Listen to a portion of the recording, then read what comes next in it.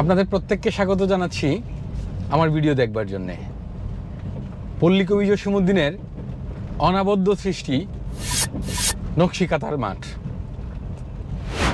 কাব্য উপাখ্যান নকশিকাঁথার মাঠের যে নায়ক রূপা, সেই রূপা বাস্তবেও ছিল। ময়মনসিংহ জেলার গফরগাঁও উপজেলার একটি গ্রামে রূপা বাস করতেন।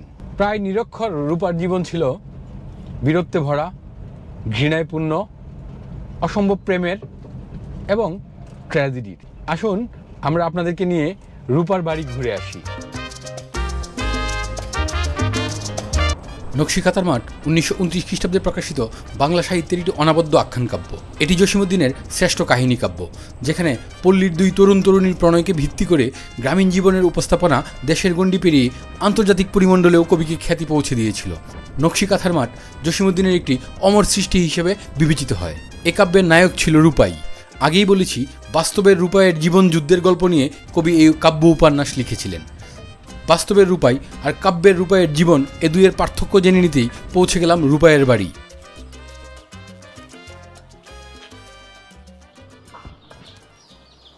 এটাই রূপা মেম্বারদের বাড়ি। রূপা মেম্বারের বা রূপাইয়ের 3 ছেলে এবং 2 মেয়ে ছিল। 3 ছেলের মধ্যে 2 ছেলে ইতিমধ্যে মারা গেছেন, আর একজন ছেলে আছে। এই ঘরগুলোই তাদের। নকশিকাঁথার মাঠে কবি লিখেছিলেন, একই গ্রামের 2 তরুণ তরুণী রূপা ও সাজু পরস্পরের প্রেমে পড়ে। প্রেমের গভীরতা কেমন ছিল তা নিচের 2 লাইন থেকে বোঝা যায়। বন্ধুর বাড়ি আমার বাড়ি, মধ্যে ক্ষীর নদী, উইড়া যাওয়ার স্বাদ ছিল, পাংখা দেয় নাই বিধি। বলেন তো একটু শুনি। নকশিকাঁথার নায়ক ছিল আমার বাবা। নকশিকাঁথা কে লিখছিল জানেন? পল্লী কবি জসীমউদ্দীন না? আমরা রূপাইয়ের কবরটা দেখতে যাচ্ছি। এইটা কি আপনার বাবার কবর না? আপনাদের সাথে গল্প করতো উনি, এই নকশিকাঁথার মাঠের গল্পটা করতো। কিরকম গল্প করতো উনি? আমার সাথে একটা কবি ঘুরতো, আমি তো বুঝতাম না। আমরা একটা চার হোটেলে বইয়া থাকতাম, এনে পিছিয়ে থাকতো। এমনি বাংলা ঘর আছে একটা, বাংলা ঘরে থাকতো, এটাই বলতো। আপনার বাবা যে প্রেম করতো একটা, এই মহিলা, এই মহিলার কি অবস্থা? মারা গেছে। এই মহিলার কি আপনারা দেখছেন? আমি দেখি না। দেখেন নাই? কোন দিকে বাড়ি মহিলার?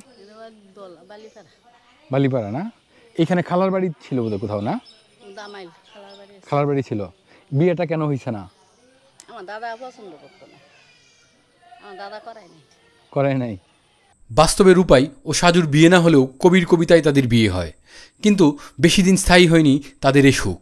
জমির ধান কাটা নিয়ে গ্রাম্য বিবাদে জড়িয়ে পড়ে রূপাই। খুনের দায়ে গ্রাম থেকে ফেরারি হয় রূপাই। মামলা নিষ্পত্তি হওয়ার পরেও রূপাই আর ঘরে ফিরেনি। রূপাই গিয়াছে কাইজা করিতে, সেই তো সকাল বেলা। বউ সারাদিন পথ পানে চেয়ে দেখেছে লোকার মেলা। কত লোক আসে, কত লোক যায়, সে কেন আসে না আজ? তবে কি তাহার নসিব মন্দ, মাথায় ভাঙিবে বাজ? দাদার সম্পর্কে জানি যে সে খুব সাহসী লোক ছিল, যা কিছু করতো ভালোর জন্য করতো। একটা কথা আছে, হিন্দু মুসলমান নাকি দাঙ্গা হয়েছিল, এই দাঙ্গায় আপনার দাদা অংশ নিয়েছিল। এটা সত্যি না মিথ্যা? সত্যি সত্যি সত্যি। পল্লী কবি জসীমউদ্দীন লিখছে, এই গায়ের এক চাষার ছেলে, লম্বা মাথায় চুল, কালো মুখে কালো ধবন, কিসের রঙিন ফুল, কাঁচা ধানের পাতার মতো কচি মুখের মায়া, তার সাথে কে মাখিয়ে দিছে রবীন্দ্রের ছায়া। রূপাই আমার দাদা, আমি তার বড় ছেলের নাতি। নাতি? জি জি। রূপাই সম্পর্কে আমরা যা শুনছি বা আমার দাদা যা বলছে তার গল্প সম্পর্কে, সে মনে করেন যে তার একজন প্রেমিকা ছিল সাজু, ওনার সাথে মোটামুটি ভালো তার সম্পর্ক ছিল। তাদের বাড়িতে আসা যাওয়া করতো, এভাবে তাদের ভিতরে একটা সম্পর্ক হয় আর কি। সাজুর সাথে? জি, সাজুর সাথে। সাজুকে আপনি দেখছেন? হ্যাঁ, সাজুকে আমি দেখছি। জি। কিরকম দেখতে? কিরকম? সাজু দেখতে মোটামুটি সুন্দর ছিল এবং মিডিয়াম লম্বা ছিল। আপনার দাদা যে বছর মারা যান তার আগের বছর মারা গেছেন উনি না? জি জি জি। নকশিকাঁথার মাঠ সম্পর্কে শুনতাম, পল্লী কবি জসীমউদ্দীন আসছিল আপনার গফরগাঁওয়ে। আসার পরে সে একটু গফরগাঁওটা ঘুরে দেখার চেষ্টা করতেছে। পরে স্টেশনের সাথে একটা কায়ুম মার্কেট আছে, ওইখানে দাদা বসতো। পরে মানুষের কাছে বলছে যে গফরগাঁও বিখ্যাত কি আছে। পরে বলছে যে এখানে তো একজন আছে নাম করা লোক, ওনার নাম হলো রূপাই। পরে কবি বলছে যে আমি রূপাইয়ের সাথে দেখা করতে চাই। তারে কোথায় পাওয়া যাবে? পরে বলছে যে আমি কায়ুম মার্কেট গেলে পাওয়া যাবে। পরে কাইম মার্কেটে যাবো, গিয়া পরে দাদার সাথে পরিচয় হইল কবির। পরে হওয়ার পরে বিস্তারিত কবি দাদারা জিজ্ঞেস করলো, করার পরে দাদা বিস্তারিত খুলে বললো। আমার নাম রূপাই। রূপাই, আর জসিমউদ্দিন সাহেবের সঙ্গে আপনার দেখা হয়েছে কোথায়? আমার জসিমউদ্দিন কবির সাথে দেখা গফরগাঁও বাজারও থাকতো। গড়গড়া বাজারও বাগাছড়া ঘর আছে, এই ঘরটা কায়ুম মার্কেট এনে থাকতো। হ্যাঁ, এই বাজারে ওইখানে দেখা হয়েছে। একটা চার দোকান আছে, এই চার দোকান হয়তো আয়া চা খাইতো, খাইয়া কই যাইতো গা, আর তার উদ্দেশ্যটাই তা এইরকম ঘুরাঘাড়ি করছে। কিন্তু হ্যাঁ জসিমউদ্দিন কবি নাকি তা তো আমি জানি না। পরে যখন জানছি কোন সময় ওই যে বই বার হয়েছে না যখন, তখন আমার জানা হয়েছে যে তো এই কাম করে গেছে। এই বইয়ের বই যখন বার হয়েছে তখন আমি জানতারছি যে এই জসিমউদ্দিন কবি। নায়িকা কে ছিল? সাজু। সাজু শুরু ওই যে থাকতো তার খালার বাড়ি, এই হেন দেহা সাক্ষাৎ চড়াইতে দিলে আমি যাইতাম। এই বা কথাবার্তা আমি দেহা সাক্ষাৎ কথাবার্তা হইল। বিয়ে করলাম না, আমার পিতা এসব আছে বর্তমানে। তখন আমার পিতা কথা না এন বিয়ে করতা না, তখন বাবার কথা মানুন লাগে না। বিয়ে করানির কাপড় চুপড় সব কিছু আনছিলাম, তখন বাবা দিল না। তখন করে বললো কোনো এই মেয়ে তো কান্দাকুটি করিয়া পরে আবার এক দাদি আছি সেই বাড়ির, ওই দাদি এবারে কয় যে তুই বিয়ে করস না করস, তুই একটু দেখা দেখিয়া, একটু দেখা দেয়া। সোমবারের দিন আছি, এই দাদি এবারে দরিয়া লয়ে গেছে। ইয়া দিদি সে বাড়িতে গোছ ভাত আছে, শিক্ষার ভাত আছে, কাঠ আছে। তখন আমি ডাক দিছি তিনি উঠছে। আমি বলছি যে তুমি শান্ত হও, কান্দ করে শিক্ষার বাড়াকে আমি তো আছি, তো একটা ব্যবস্থা করলাম। যা পরে অন্য হয়েছে। ওনার কথা মনে হয়? মনে হয়, দেখা হয়। হ্যাঁ দেখা হয়। হ্যাঁ আপনি যান? আমি 2 দিন গেছি, দেখা হয়। আমার ঘর দেখা ধরে দাঁতুর নাই পড়ি আছে, সব হয়ে আছে। ভালো লাগে। তখন মানুষের আচার বিচার করছি, যা মানুষে খুব হিসাব করছে। মানে কেন জমি নিয়ে গন্ডগোল লাগছে, আমার দিচ্ছে, আমি মীমাংসা করিয়ে দিচ্ছি। এইসব করছি আমি। আপনাকে নিয়ে যে কাহিনীটা লেখছিল কবি জসিমউদ্দিন, ওই কাহিনীটার নাম কি? নকশিবাতার মাঠ। এদিকে একাকিনী সাজুর সময় কাটে স্বামীর স্মৃতিতে নকশি কাঁথা সেলাই করে। সুই সুতায় সে ফুটিয়ে তুলে তাদের জীবন ও প্রেমের চিত্র। দুঃখ অবসাদে ক্রমেই তার শরীর ভেঙে পড়ে। তখন সে তার মাকে বলে, আমি মারা যাওয়ার পর কবরের উপর এই কাঁথাটি বিছিয়ে দিও। কিছুদিন পরেই মারা যায় অভাগা সাজু। তারও বহুদিন পরে রাতের অন্ধকারে রূপাই ফিরে আসে রুগ্ন অসুস্থ শরীরে। সকালে উঠে গ্রামের মানুষ দেখল সাজুর কবরের উপর একজন ভিনদেশি মরে পড়ে আছে, তার গায়ে জড়ানো সাজুর সেই নকশি কাঁথা। প্রভাতে সকলে দেখিল আসিয়া সেই কবরের গায়ে রোগা পাণ্ডুর একটি বিদেশি মরিয়া রয়েছে হায়।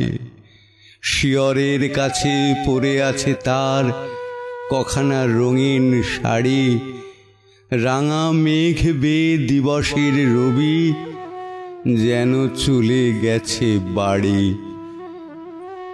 সারা গায়ে তার জড়ায় রয়েছে সেই যে নকশি কাঁথা, আজও গাঁর লোকে বাঁশি বাজাইয়া গায় এ করুণ গাঁথা।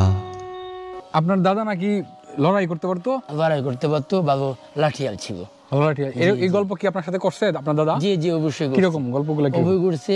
এটা হইলো গল্পটা হইলো এমন যে দাদা সবসময় অসহায় মানুষের পাশে থাকতো। যে দেখা গেছে যারা একটু শক্তিশালী লোক গরিবদের উপরে অত্যাচার করতো, গরিবদের পাশে দাদা সবসময় থাকতো। এবং ওদেরকে সাহায্য সহযোগিতা করত। পরে এক সময় দাদা ঘুমায় রয়েছে, পরে দাদার একটা জমি ছিল, বড় একটা মাটারি, ওই যে ইয়াতে মোহরি বিড়া নামে পরিচিত, এটা কবির গল্পে আসছে। এই মাঠটা নকশিকাথার মাঠ যেটা আরই, পরে এই মাঠটা দখল করে নিয়ে যেতে চাইছে অন্য গ্রুপের লোকেরা। পরে দাদা ওই সময় ঘুমায় রয়েছে, পরে দাদার এক মামা ছিল, নাম তার বসির। থাকার পরে দাদা ঘুমায় রয়েছে, পরে দাদা ডাক দিয়ে তুলছে যে রূপাই এখন উঠলি না, ধান কেটে নিয়ে যাচ্ছে মোরা থাকতে গফর গাঁয়ে অন্য লোকেরা ধান কেটে নিয়ে যাচ্ছে, তুই তাড়াতাড়ি উঠ। পরে দাদা আপনার হুঙ্কার দিয়ে উঠছে আর ঘুম থেকে, যে পরে দাদা বললো যে কী বলিলা বসির মামু, এমন পরে কবি লিখছে আরে যে কী বলিলা বসির মামু, উঠলো রূপাই হাট ছাড়িয়া। পরে দাদা রাগান্বিত উঠিয়া পরে তার দল নিয়ে পরে ওইখানে গেছে, গিয়া বনগাঁয়ের লোকের আসছে বাড়ি জমিটা দখল করে নেওয়ার জন্য। পরে দাদা তার দল নিয়ে গিয়া পরে ওদের সাথে লাঠি মারামারি করিয়া পরে ওই জায়গা দখল করছে। হাস করতো, মানে যুদ্ধ করতো, করতো, জমি দখল করতো, ওইসব জানতে পারছে ওনার মুখের কথা। আমরা তো আর জিজ্ঞাসা করি নাই যে আপনি কি জীবনে কি করছেন না করছেন, এসব তো আমরা জিজ্ঞাসা করার সাহস পাই নাই। তখন তো আমরা পল্লী কবির সাথে কি সম্পর্ক ছিল তার? পল্লী কবির সাথে ওনার সম্পর্ক ছিল, মানে ওনার যে কাজ কাম করতো ওটি পল্লী কবি যা লিখতো, হোটেলে বয়ে বয়ে লিখতো। আপনার দাদার প্রেমিকা নিয়ে দাদির সাথে ঝগড়া হইতো না? না না না, ওই দাদি তো আমার আসলে মূলত সহজ সরল ছিল। দাদিও কিন্তু অনেক সুন্দর ছিল, সাধু থেকে উসানাম বা সুন্দর ছিল। এরপরে দাদার বাপেই পছন্দ করে দাদির বিয়ে করাইছে, কিন্তু দাদি এসব নিয়ে কোনো করছে না। এসব আপনার দাদা সাজুরে বিয়ে করলো না কেন? দাদুর সাজুরে বিয়ে করে না, এটা মনে করেন যে ফ্যামিলিগতভাবে মাইনা নেয় নাই, বুঝছেন না। দেখা গেছে যে অনেকজনে পছন্দ করে, কিন্তু দেখা গেছে যে দুই ফ্যামিলির মধ্যে যদি তারা একটা আন্ডারস্ট্যান্ডিং না হয় তাহলে তো দেখা গেছে যে মাইনা নেয় না। একেবারে বুড়ো বয়সের ছবি। হ্যাঁ জি, তুমি মারা গেছেন হচ্ছে 22/6/2008-এ। দাদার সাথে সাথে থাকতাম, আমরা তো ছোট ছিলাম, যেখানে যাইতো আমাদেরকে হাতে করে ধরে নিয়ে যাইতে পারি। আপনার দাদাকে তো রূপাই নামে কেউ চিনে না, রূপা মেম্বার নামে চিনে সবাই। এইদিকে আমাদের সবাই রূপা মেম্বার নামে চিনে। দাদা মেম্বরি নির্বাচন করেছিল 3 বার, 2 বার মেম্বার হয়েছিল বাড়ি। এই পাশেই রূপার কবর। পল্লী কবি জসীমউদ্দিনও আজকে নাই, কিন্তু ইতিহাসের এই বিষয়গুলোও এখনও টিকে আছে। এখনও মানুষের মনে রূপায়ের কথা আছে। পল্লী কবি জসীমউদ্দিনের যে উপাখ্যান নকশিকাতার মাঠ, সেইটির কথা মানুষের মুখে মুখে আছে। এগুলো হয়তো 100 বছর 1000 বছর থাকবে। ভিডিওটি আমরা আজকের মতো এইখানেই শেষ করছি। সবার জন্য অনেক অনেক শুভকামনা।